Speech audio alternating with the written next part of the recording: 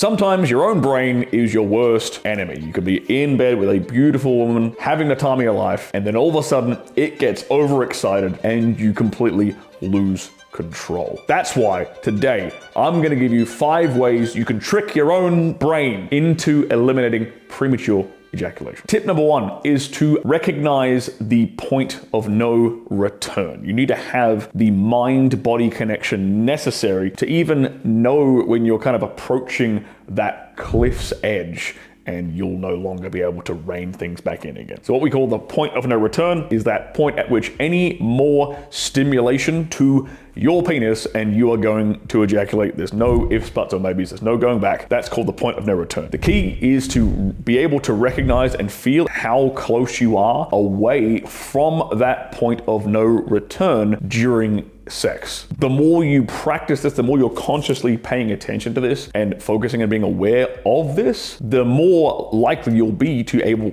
to stop yourself before you actually get to that point of no return and completely lose control altogether. Tip number 2 is meditation. Premature ejaculation is linked to having a brain state that is overexcited, over-anxious, overstimulated. Meditation does the complete opposite of this. It calms you down. Meditation is about learning to focus, be present in the moment, and being able to calm your thoughts down. Not necessarily eliminate your thoughts. For example, if you're sitting there in bed with a beautiful woman and you're thinking, oh my God, I hope I don't come, I hope I don't come, I hope I don't come, you're leading yourself down a rabbit hole which has pretty much only got one exit. That's the only one off ramp. That's premature ejaculation. A really great analogy someone gave me once about meditation is it's like being at a train station and your thoughts are just the trains coming in and departing. You don't have to get on that train. You can simply watch the train pull up to the station and leave. You'll find that you'll have a hell of a lot more control over your mental state in excited and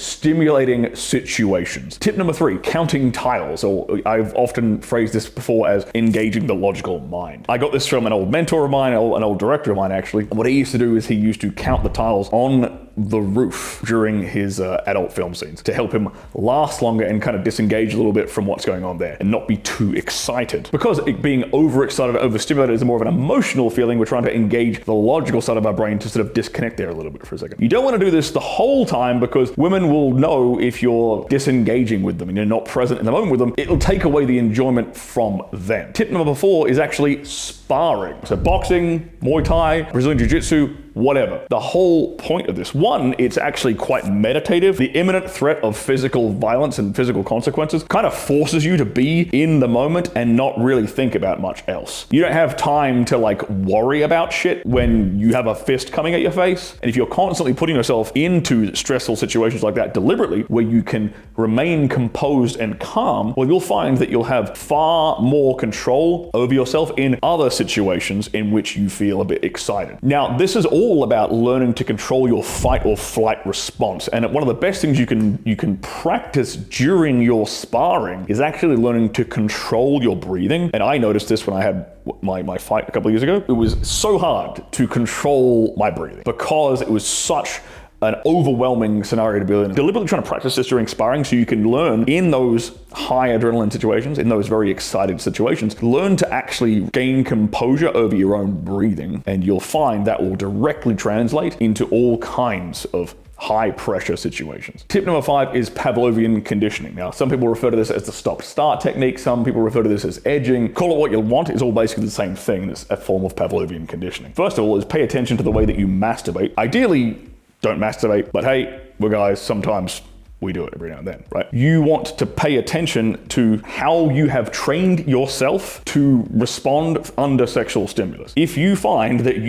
when you've been masturbating your whole life, you rush to the finish line as quickly as you can, right? You shouldn't be surprised that when you are in bed with a beautiful woman, you are racing to the finish line, because that's the default response you have kind of conditioned your body to do. If that is the case, you need to reverse that Pavlovian conditioning, and what is known as the stop-start technique or edging is one way of doing this. It basically means during masturbation, approaching that point of no return, recognizing where it is, stopping completely all stimulation, allowing yourself to calm down again. Once you're calmed down and under control, resuming again and repeating this a few times to help you get accustomed to just lasting a lot longer and lasting as long as you want. Now, like I touched on before, premature ejaculation is a result of an overly stimulated, overly excited, overly anxious mental state. And there's things that influence your mental state through your brain chemistry, through neurotransmitters and through hormones. And I've spent the last few months formulating a supplement specifically designed to help